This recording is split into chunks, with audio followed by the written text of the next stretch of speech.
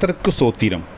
இன்றைய வேதவசனம் 2 தீமோத்தேயு 1ஆம் அதிகாரம் 7ஆம் வசனம். தேவன் நமக்கு பயமுள்ள ஆவியை கொடாமல் பலமும் அன்பும் தெளிந்த புத்தியுள்ள ஆவியையே கொடுத்திருக்கிறார். ஆமென். 2 தீமோத்தேயு 1ஆம் அதிகாரம் 7ஆம் வசனம். தேவன் நமக்கு பயமுள்ள ஆவியை கொடாமல் பலமும் அன்பும் தெளிந்த புத்தியுள்ள ஆவியையே கொடுத்திருக்கிறார். ஆமென். 2 தீமோத்தேயு 1:7.